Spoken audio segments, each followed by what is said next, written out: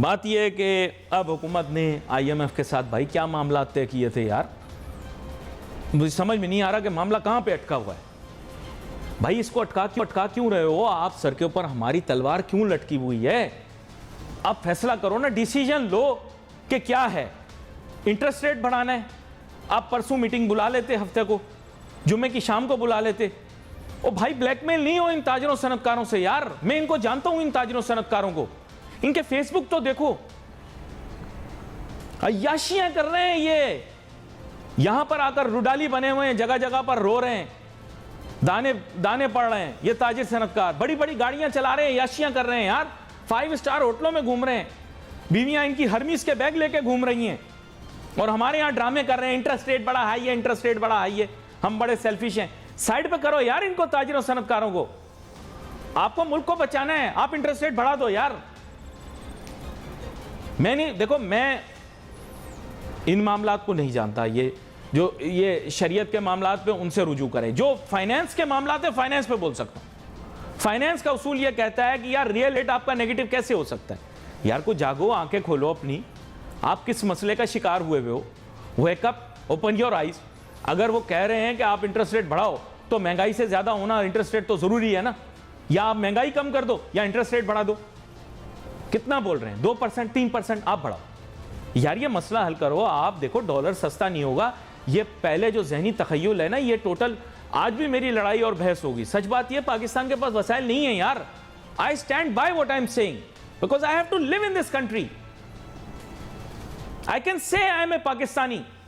I am going to live in this country. I am going to tell you the truth. I will not lie. मैं आपसे झूठ नहीं बोलूंगा। जो फ्राडिया लोग जो आपको गलत बोल रहे हैं, ज्यादती है वो आपके साथ। आप जागो यार, you do not have the right resources. जो चीजें आप लॉन्ग टर्म में प्रोड्यूस करोगे, forget about them. You need a short term solution, you need a medium term solution. There is no long term in today's world. अब long term बहुत ज्यादा long term है, जमाना चला गया। Wake up, open your eyes, you have to ensure. अब आप कहते हैं हम इंपोर्ट बेस्ड कंट्री नहीं है, of course you are in import based country. आप इंपोर्ट्स का निकालो ना, सारा अपना डिटेल निकालो इंपोर्ट्स की। खाने का तेल बाहर से आ रहा है, जलाने का तेल बाहर से आ रहा है, पेट्रोल डीजल बाहर से आ रहा है। अब क्या अपने मुल्क में बना रहे हो? गज लंबी जुबान है आपकी, हर आदमी फड़फड़ फड़फड़ बोलना शुरू कर देता है। गज लंबी जुबान है, शुरू हो जाते हैं मुल्क में वसाइल बहुत हैं, हम चुप हो जाते हैं यार। सॉरी फॉर बीइंग रूड हैं, सॉरी फॉर बीइंग रूड। लेकिन मेन एम ये है कि यार कौन से वसाइल? You don't have cooking oil, आपके पास एडिबल ऑयल नहीं है। आप मूंगफली से कितना तेल निकालोगे? जो लोग बोल रहे हैं मूंगफली से तेल निकाल लेंगे, रेपसीड से निकाल लेंगे, निकालो। Can you fulfil the requirement of about 250 million with the rapeseed that you have? Can you fulfil the requirement of 250 million with peanuts? Can you fulfill the need of oil in this country, edible oil, through corn oil? आप निकालो, मैंने मना तो नहीं किया आपको, आप निकालो। Can you do the same with sunflower oil? You cannot. You are fooling yourself. उसके बाद आ जाएं आप बोलते हैं हमारे पास तेल और गैस के ज़खायर बहुत बकवास है। कोई तेल और गैस के ज़खायर नहीं है। आप डिपार्टमेंट ऑफ एनर्जी की वेबसाइट को विजिट करें, आपको पता लग जाएगा ना आपके पास तेल है ना आपके पास गैस है। बातें हैं बस, गज लंबी जुबान है, शुरू हो गए फड़फड़ फड़फड़ फड़।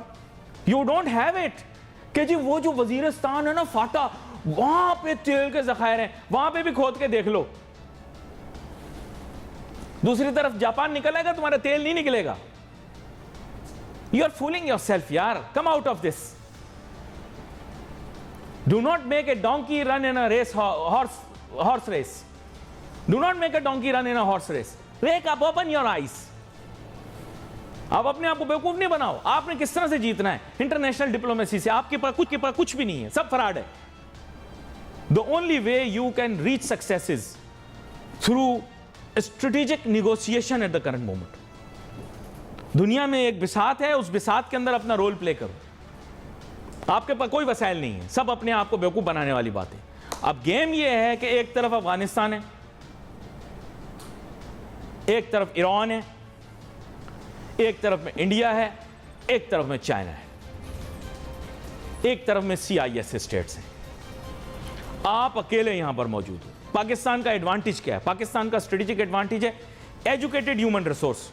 आबादी 25 करोड़ है, लेकिन उसमें पढ़े लिखे लोग बहुत कम हैं। लेकिन अगर वो पढ़े लिखे लोग भी निकाल लें तो वो इस खित्ते के किसी भी मुल्क से ज़्यादा आबादी वाले अक्लमंद लोग होंगे, पढ़े लिखे लोग होंगे, वो आपके पास हैं। डॉक्टर हैं, इंजीनियर हैं, MBA हैं, IT स्पेशलिस्ट हैं, कंप्यूटर इंजीनियर हैं कि नहीं है, ड्राइवर हैं, प्लम्बर हैं, AC टेक्नीशियन, इवन के मीडिया के लोग आपके पास हैं। अब अपनी आंखें खोलो, आपके पास जो एडवांटेज है उसको यूज करो। वो यूज कैसे होगा? अगर आप इन्फ्लुएंस एक्सर्ट करोगे अपने रीजन में। अब मुझे बताया गया 7,96,096 किलोमीटर आपका मुल्क का रकबा है। छोटे से मुल्क को आप, छोटा सा मुल्क, छोटा सा अपने आप को बड़ा जाहिर करते हो, 33वें या 34वें नंबर पे आते हो आप रकबे के हिसाब से। आबादी के लिहाज से आप छठा बड़ा मुल्क हो और रकबे के लिहाज से 33वां या 34वां बड़ा मुल्क हो। यार कोई जाहिल भी आपको बता देगा कि आपके पास वसाइल नहीं है, कोई डोंकी भी आके आपको बता देगा कि यार आबादी के लिहाज से आप छठे नंबर पर हो, रकबे के लिहाज से आप 33वें या 34वें नंबर पर हो। वसाइल कहां से आ गए? सबसे पहले वसाइल के अंदर तो लैंड होता है। इकोनॉमिक्स का असूल है, फैक्टर्स ऑफ प्रोडक्शन है, land, labour, capital, entrepreneurship. Land land land land. पर मजा लेके किसी को समझ में आ जाए, हर आदमी अड़ा हुआ, नहीं पाकिस्तान के पास, ओ भाई सबसे पहली रिसोर्स ही लैंड है। लैंड आपके पास है 7,96,096 किलोमीटर मुरब्बा। सही बोलो गलत बोलो? शोभा तहकीक नेट पे भाई दोबारा से चेक कर लो, गलत बात कोई हमारे जरिए जाए नहीं, पूरी दुनिया के अंदर प्रोग्राम सुना जाता है। 33वें या 34वें नंबर पर आते हैं, ये भी कंफर्म कर लें, कहीं 33वें नंबर पे लिखा हुआ, कहीं 34वें नंबर पे लिखा हुआ।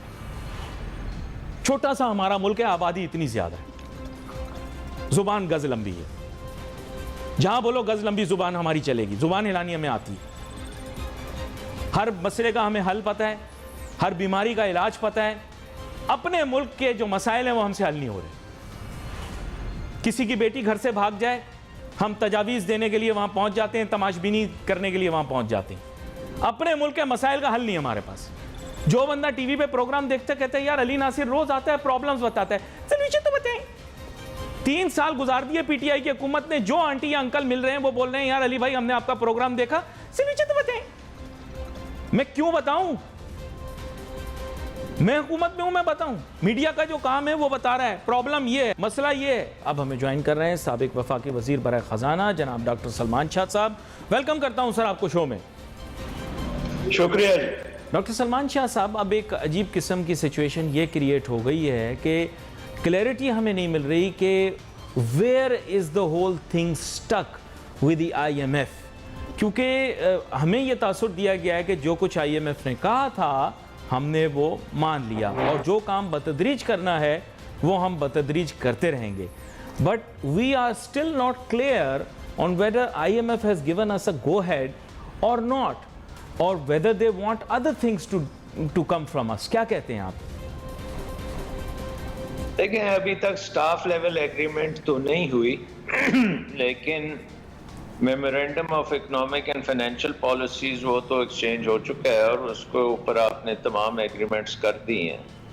सो स्टाफ लेवल एग्रीमेंट जो है, अगर गवर्नमेंट को हम तस्लीम करें कि वो कह रहे हैं तो वो अगले 1-2 दिनों में आ जानी चाहिए। बट एक शक ज़रूर है कि देयर इज़ सम डिफ़िकल्टी कि इतनी डिले क्यों हो रही है, and that could be for 1 or 2 other reasons. एक तो ये है कि फाइनेंसिंग गैप्स जो हैं, जो हमारे दोस्त ममालिक पूरा करना चाह रहे थे, उनकी कमिटमेंट्स जो हैं वो पूरी तरह से आ गई हैं या नहीं आई, उसके ऊपर क्वेश्चन मार्क अभी भी चल रहा है। और दूसरी बात ये है कि ये जो पॉलिटिकल सिचुएशन है पाकिस्तान की, इसके ऊपर क्या सारी पॉलिटिकल पार्टीज जो हैं, विच बेसिकली मीन्स कि क्या PTI इसके ऊपर साइन ऑफ करेगी या नहीं करेगी। तो आई थिंक कि वो इश्यूज हो सकता है बैकग्राउंड में चल रहे हैं क्योंकि पाकिस्तान में जो पॉलिटिक्स इस वक्त हो रही है वो खासी डिसरप्टिव है और उससे नज़र आता है कि आगे चल के बहुत एनीथिंग कैन हैपन। अच्छा, वो जो ये कहा ऐसे तासुर मिल रहा है हमें कि इंटरेस्ट रेट के मुतालिक कुछ रिजर्वेशंस हैं और I think they are logical, since जो international theory of interest rates है या बैनुल अक़वामी रिकग्नाइज्ड इंटरेस्ट रेट की थ्योरी है, वो ये कहती है कि आपका रियल इंटरेस्ट रेट फिर नेगेटिव नहीं होना चाहिए। If that is taken as correct, तो फिर इन्फ्लेशन रेट से ज़्यादा इस वक्त इंटरेस्ट रेट होना तो ज़रूरी है। तो आपकी राय में फिर ये इंटरेस्ट रेट कितना होना चाहिए? देखिए, इंटरेस्ट रेट्स की जो थ्योरी भी अगर आप बात करें ना, तो वो फ्यूचर इन्फ्लेशन के ऊपर डिपेंड करती है और फ्यूचर कोर इन्फ्लेशन पे डिपेंड करती है। So it's not very simple idea कि जो भी आपकी हेडलाइन इन्फ्लेशन है उससे ऊपर इंटरेस्ट रेट्स होने चाहिए, तो वो आई डोंट थिंक वो होगा इस वक्त। किसी मुल्क अब्रॉड भी देख लें, वेस्टर्न इकोनॉमीज में भी देख लें, तो वहाँ भी हेडलाइन इन्फ्लेशन से कम ही है इंटरेस्ट रेट्स। सो ये एग्रीमेंट डेफिनेटली एक हिस्सा होगा कि आपने इंटरेस्ट रेट्स को एडजस्ट करना है, लेकिन मेरा ख्याल 1-2% से ज़्यादा एडजस्टमेंट नहीं होगी और 20% से नीचे नीचे ही रहेगा मामला।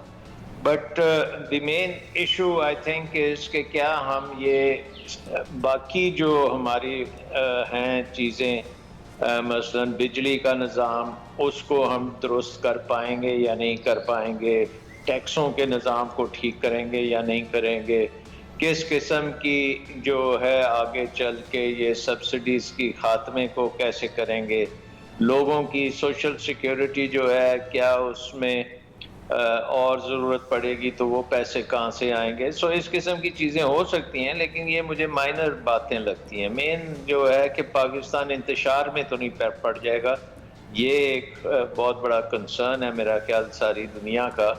और इंटरेस्टिंग बात ये है अली कि अभी तक in spite of all Pakistan has done, वो जो आपका रिस्क प्रीमियम इंटरनेशनल मार्केट्स में चल रहा है वो बरकरार है, उसमें फ़र्क नहीं आया। इसका मतलब तो आपका जो खदशा है कि there might be some issue in the final rounds of negotiation में कुछ वजन नज़र आता है। लेकिन But what could it be? What's the missing ingredient जो हमें नहीं पता? What is this जिसे आप कह सकते हैं secret ingredient that the public is not aware or we do not have access to information about? कौन सी ऐसी चीज़ हो सकती है जो रखना या रुकावट है? मेरा ख्याल पॉलिटिकल जो पाकिस्तान की इस वक्त कन्फ्रंटेशन है वो सबसे बड़ा हर्डल है, क्योंकि जाहिर है कि फाइनेंस के लोग बड़े कॉशस होते हैं, बड़े मार्केट्स, फाइनेंशियल मार्केट्स बड़ी जिटरी होती हैं, और जब वो देखते हैं कि जी ये हुकूमत अगर एग्रीमेंट कर भी लेती है तो उसको फिर निभा नहीं पाएगी, कोई प्रेशर्स इतने ज़्यादा होंगे कि बैक ट्रैक करेगी, तो फिर वो एग्रीमेंट करने का फ़ायदा क्या होगा। सो आई थिंक उसके पीछे बिहाइंड द सीन्स डेफिनेटली बातचीत हो रही होगी जो पब्लिक को नहीं पता कि क्या हो रहा है, क्योंकि पब्लिक को नज़र आ रहा है कि इस वक्त तसादम जो है वो कंटिन्यू कर रहा है। इवन दो आप देख रहे हैं कि कल इलेक्शन ठीक हो गए हैं, उसमें कोई इतनी बड़ी धांधली वगैरह नहीं हुई। सो एक तो ये पॉजिटिव साइन आया है कि जी आप इलेक्शंस इंडिपेंडेंटली करवा सकते हैं। बाकी जो सवाल हैं कि अब नेशनल असेंबली कैसे आगे जाएगी, क्या ये डिज़ोल्व होगी या नहीं, इसी को दोबारा से बहाल कर दिया जाए सारों की सीटों को, तो वो कम्पैक्ट जो है पॉलिटिकल कम्पैक्ट अभी तक सामने नहीं आया और वो उसके आने की ज़रूरत है। अच्छा, अभी जैसे रीड करते हैं सिचुएशन, अभी ये है कि जैसे आपने बताया कि कोई इंटरनेशनल भी अगर कोई प्लेयर होगा पाकिस्तान के साथ किसी भी नौयत की इकोनॉमिक या मॉनेटरी डील करना चाहेगा, looking for some kind of political stability in the country, do you still feel the level of confrontation is such कि कोई मिडिल वे ढूंढी नहीं जा सकती, बट सिचुएशन के अंदर कॉम्प्रोमाइज़ गेन करने के लिए अगर सब पार्टीज़ के की स्टेक होल्डर्स इकट्ठे हो जाएं and they agree upon how the next election or how the new government would be formed whenever it is formed, either out of an election or through by technocrats, so बहुत far flung idea है लेकिन फिर भी वो भी idea float कर रहा है, तो do you think they can sit down together to find a solution for this political instability?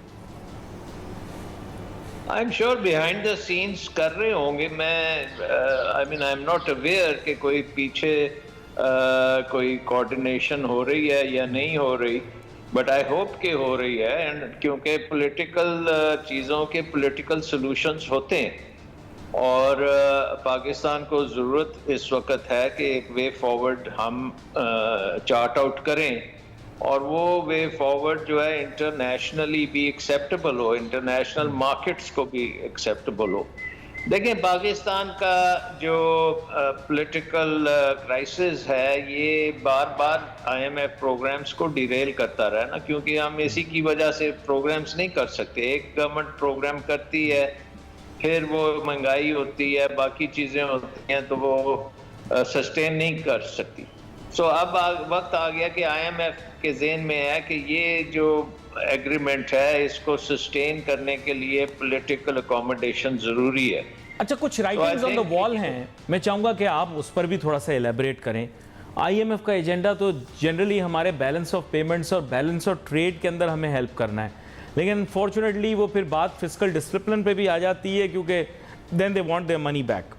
Issue ये है कि what is evident now is कि हमारा ट्रेड डेफिसिट बढ़ेगा, क्योंकि हमारे यहाँ जो कंजम्पशन की दो अहम चीज़ें हैं, वन इज़ फॉसिल फ्यूल्स यानी मादनी तेल, और दूसरा एडिबल ऑयल यानी खुर्दनी तेल, इनकी डिमांड बढ़ेगी। If you want to manufacture, chemicals की डिमांड भी रहेगी। These are the major imports in Pakistan which can not be reduced, and these are not unnecessary, by the way, they are all necessary, there are compulsion.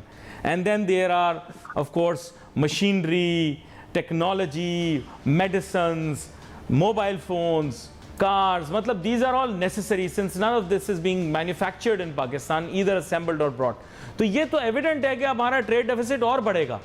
तो अब इसको कम करने के लिए भी तो IMF कोई सजेशन देना कि भाई आप कोई तरीका करें कि अपनी एक्सपोर्ट्स बढ़ाएं, इंपोर्ट्स को कम करें। Fiscal discipline is not the way out.